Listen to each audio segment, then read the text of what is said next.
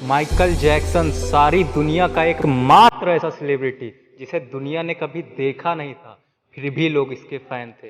1985 में जब Michael Jackson ने मून वॉक सारी दुनिया के सामने लॉन्च किया तो सारी की सारी दुनिया पागल हो गई। ऐसा माइंड इल्यूजन क्रिएट किया था कि डांस करते करते इंसान पीछे जा रहा है, डांस करते करते इंसान पीछे जा रहा है। ऐसा जबरदस्त माइंड इल्यूजन क्रिएट किया था कि सारी दुनिया पागल हो गई थी। और बच्ची खुची कसर जब इन्होंने 45 डिग्री एंगल स्टंट लॉन्च किया तो वो भी पूरी कर दी।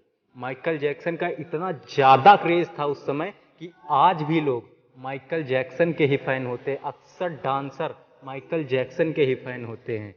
आज की केस स्टडी ऐसे ही अनोखे इंसान पर आधारित है।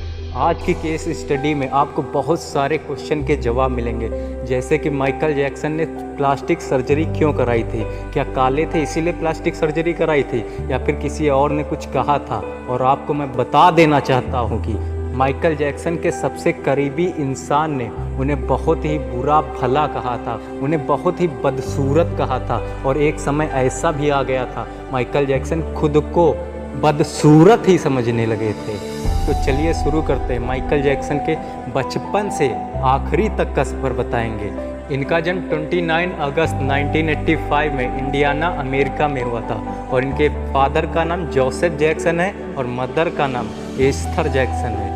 ये मात्र 5 साल की उम्र से ही स्टेज परफॉर्मेंस करने लगे थे। और आपको बता देना चाहता हूँ कि जब ये स्टेज परफॉर्मेंस करते थे तो इसके पहले प्रैक्टिस परफॉर्मेंस करते थे। और प्रैक्टिस परफॉर्मेंस के टाइम इनके पिताजी इनके सामने बैठते थे और माइकल जैक्सन से थोड़ी भी गलती हो जाती थी तो इन्हें बेल्ट से पीटा करते थे, बहुत ज़्यादा पीटा करते थे।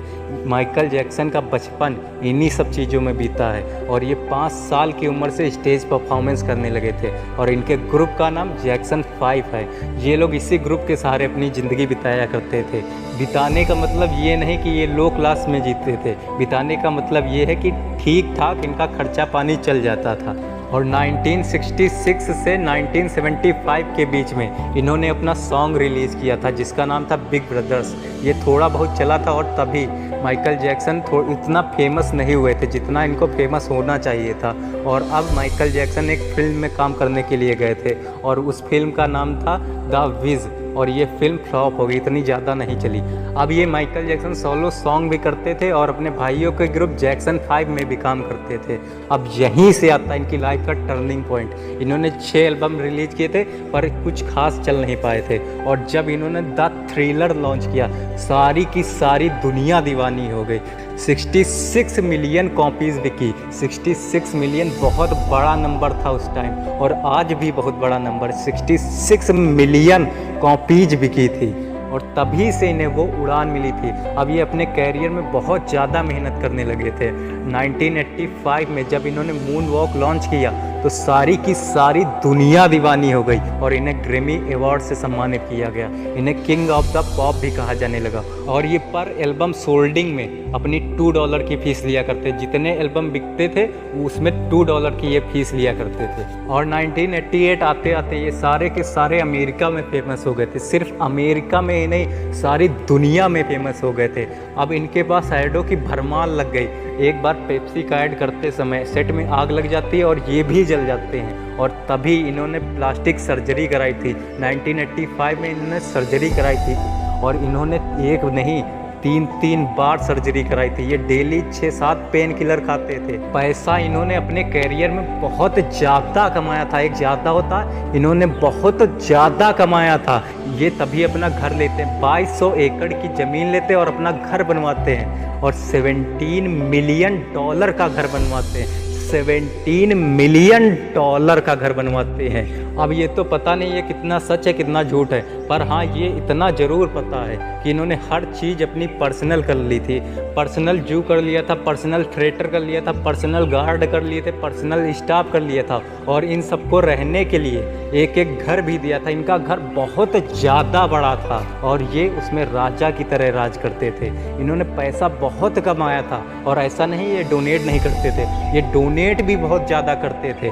इन पर इल्ज़ाम भी बहुत लगने लगे थे कि ये ऐसा है, ये वैसा है, ये ऐसा है, ये वैसा है। और इसी के चलते इन्होंने अगस्त 1994 में लिसा मैरी प्रेस्ली से शादी कर ली थी और ये शादी ज़्यादा दिन चली नहीं और 1996 में इनका डिवोर्स हो गया। और फिर 1996 में ही इन्होंने अपनी नर्स के साथ शादी कर ली थी जिसका नाम डेबी रोल था और ये शादी भी ज़्यादा दिन नहीं चल पाई और 1999 आते आते इनका डिवोर्स हो गया था।